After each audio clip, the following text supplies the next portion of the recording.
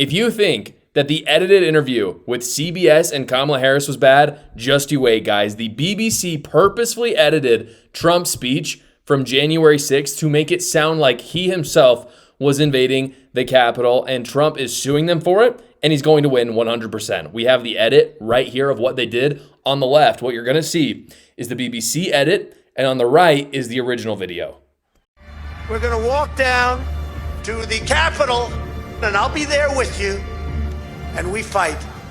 We fight like hell. We're going to walk down to the Capitol, and we're going to cheer on our brave senators and congressmen and women.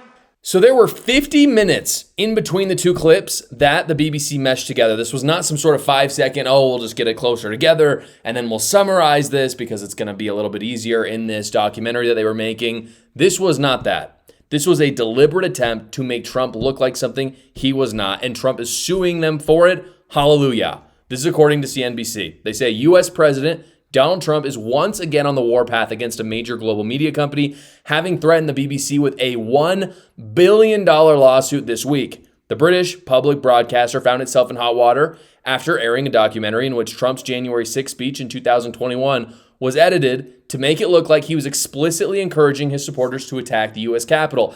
As concerns over the documentary came to light, the BBC went into crisis mode, with both its director general and head of news resigning. So massive resignations already. These are not middle managers or random journalists. These are like the heads of the BBC. Meanwhile, BBC chair Samir Shah said the corporation was assessing the very serious allegations and apologizing for an error of judgment over the edit.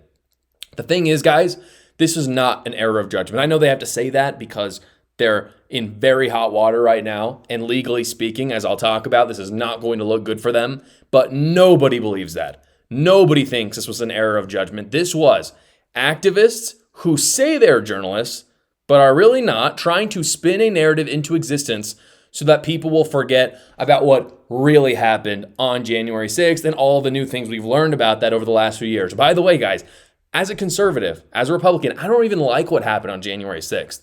I'm not one of those guys that did. I think trespassing is illegal. I think being crazy and raucous in the Capitol is wrong. But let's not lie about it. We don't need, if really all you care about is the truth, why lie? Why lie about what Donald Trump said on January 5th and January 6th, 2021? The only reason you do that is not if you were a journalist, but an activist. And that's what the BBC is. By the way, when it comes to public broadcasting, this is a fantastic reminder of why NPR and PBS are now defunded in the United States, because the BBC is the NPR and PBS of the UK. So one of the greatest things Trump has really done, frankly, in this second term is getting, of course, Mike Johnson deserves the credit as well, and House Republicans and even Senate Republicans, I'll give them that too, getting off of funding those places, fantastic. Because all they do is activism. All they do is propaganda. There's no reason our tax dollars should go towards it. The UK should do the same. I know there's a lot of people who watch the show from the UK. You guys got to divest from the BBC. They are garbage. So let's just not lie about it. Well, we don't need to lie about it. And that's where the lawsuit comes into play. So according to the BBC themselves, in their apology that they issued, they said this. They said lawyers for Trump have threatened to sue the BBC for $1 billion in damages unless the corporation issues a retraction, which they did, apologizes, which is right here, I'm going to read it to you, and compensates him. They then apologized, said the following. This is their apology. They said, "We accept that our edit unintentionally created the impression that we were showing a single continuous section of the speech, rather than excerpts from different points in the speech, and that this gave the mistaken impression that President," again, not a mistake. You saw the video. It is clear as day what they're trying to do. Anyway, they continue. "Gave the mistaken impression that President Trump had made a direct call for violent action.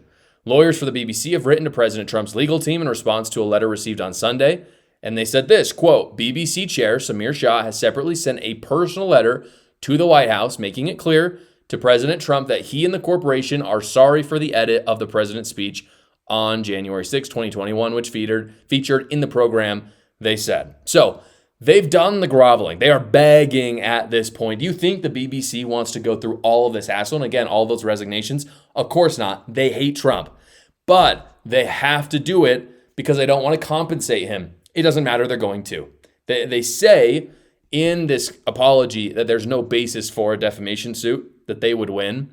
Make no mistake, this is not going to go to court, but they will settle because Trump absolutely has a case for defamation. I'm not an expert in law, but if there's one area of law that I do understand a little bit better than most, it is defamation, because I work in the media and it's something I actually have to be very aware of. When trying to prove if someone has defamed you, you really need two things. The first one to prove defamation is you have to actually prove that someone said something that's going to materially hurt you. It can't just be like, oh, that hurt my feelings. It's got to be like, you said that, therefore I'm going to lose money on this. This has hurt my reputation. And I think this is really easy for Trump to do because he can easily show how people won't want to do business with him if they think he's an insurrectionist. He could even point out to not being elected president. And and maybe if JD, say for example, JD Vance could have a defamation suit against the BBC. Say he loses, or say Republicans lose in 2026. They could say, hey, I'm associated with Donald Trump and I'm not getting a salary now because I'm not elected the vice president or someone in Congress. It has to be material. And I don't think it would be very hard for Trump and his lawyers to find some sort of material way that he's lost money over these accusations or over these edits. The second thing that matters a lot is whether the plaintiff, in this case is Donald Trump, is a public figure or not. If they're not a public figure, all that you have to do is prove that the defendant, which in this case is the BBC, was negligent, meaning that they just lied on accident. So just a random person, if they want to prove defamation, all you have to prove is just, hey, they made a mistake. If that's the case, you win. However, since Donald Trump is a public figure, he does have to prove more than negligence. He has to prove malice. He has to prove that the BBC intentionally edited this in order to mislead people about himself. And again, do we really have any doubt after watching that video as to whether or not this was premeditated? Of course it was.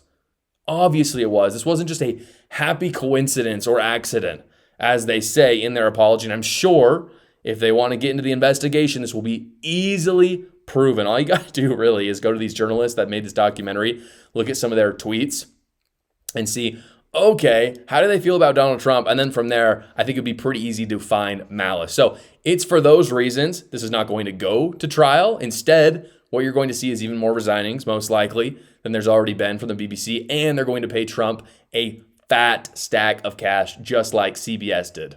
Hey guys, I wanted to invite you to subscribe to my newsletter. I run it through Substack. It's completely free to you, comes right in your email every single Monday morning. And I talk about things I wasn't able to get to on the show, or big tech would have censored me if I'd said it. So I save it for there. Go check it out. Again, completely free to you. The link is in the description below. Thank you so much for watching today's episode, everybody. Please like the video so other great patriots like yourselves will see it, will find it, and you can tune in every single weekday at 6 p.m. Eastern for the live show, or you can watch another video right here.